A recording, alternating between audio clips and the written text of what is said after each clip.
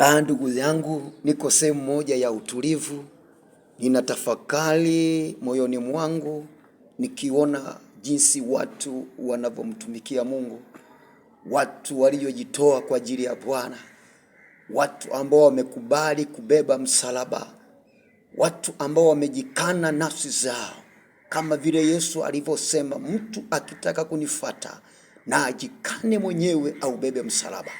Nimekaa kwenye sehemu ya utulivu nikifikiri, ninamfikiri mtumishi wa Mungu Gwajima, nakaa namfikiri kwa kazi anayoifanya katika nchi ya Tanzania, kwa mafunuo makubwa anayoyatoa katika nchi hii. Nakaa nafikiri, huyu ni kiumbe wa namna gani? Ni mtu wa namna gani? Nimekuwa nikimfuatilia, nimekuwa nikimwangalia, imenilazimu nitoke hadharani niseme huyu mtu ni mtu mkubwa sana katika dunia hii. Mungu ameweka vitu vizuri sana kwake. Nimekaa nafikiri tena, namchukua huyu ndugu yangu moja anatokea Mbeya, anaitwa Mbarikiwa Mwakipesile.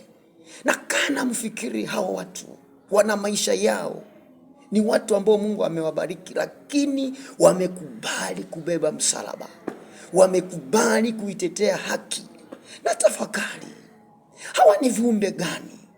Hawa walizaliwa na mama wa namna gani? Baba yao ni mtu wa namna gani? Ni watu nikiwaangalia ni kama wanafunzi wa Yesu hivi, ni wanafunzi wa Yesu ambao wamesalia duniani. Ni kama Yesu, hawa watu ni kama waliwacha, kwa sababu maneno anayoongea ni maneno ya nguvu mno. Na mtafakari, mwimbaji wa nyimbo za Injili anatokea Mbeya, anaitwa Abiudi Mishori. Huyu jamaa anasema ukweli, amebahatika kwenye kanisa lake, hakuna hata mshirika anayejipamba. Wanasema haki, wanasema kweli kabisa. Nimekaa nimeona nitoe uvivu. Mimi ni mwanadamu, ni mtu mwenye uchungu, nitoe uvivu, nijaribu kueleza wa watu ni watu wa namna gani. Nakutana na jamaa mmoja jasiri anaitwa Moses Magembe kutoka Dar es Salaam pale. Aliamua kuondoka TAG, akahamia akatafuta kanisa lake baada ya kuona wenzake wamepotea, wameingiza mapambo, wameingiza mawigi ndani ya kanisa, wameingiza wanavaa suruali ndani ya TAG. Akaamua kuondoka kwa amani na kuandika barua. Ninafikiri hawa watu ni wanafunzi wa Yesu waliosalia, kwa sababu akili yao napoifikiri, napoiwazia, nashindwa kupata majibu. Huyu jamaa mmoja anaitwa Kasiani. Kasiani mwimbaji anaitwa Kasiani. Jamaa hata jina lake nashindwa kulitamka vizuri. Yaani ni watu waliojikana, ni watu waliojilipua. Nataka niwaambie Watanzania wenzangu, hao watu tuombe kwa Mungu. Mungu ameweka vitu vikubwa vya ajabu katika maisha yao. Hao watu ni nuru ya ulimwengu. Hao watu ni jicho la Mungu. Hao watu ni mbone ya Mungu. Wameamua kusema ukweli, wamejilipua, wanasema ukweli. Mimi nimekubahatika kwenda kusali kwa Mwakipesile siku moja. Niliingia ndani ya ibada. Nilipofika tu mlangoni, nikakutana na nguvu ya Mungu mlangoni. Naangalia mabinti wazuri wamevaa nguo za heshima. Naangalia kina baba wazuri wako mahali pale wamejikana.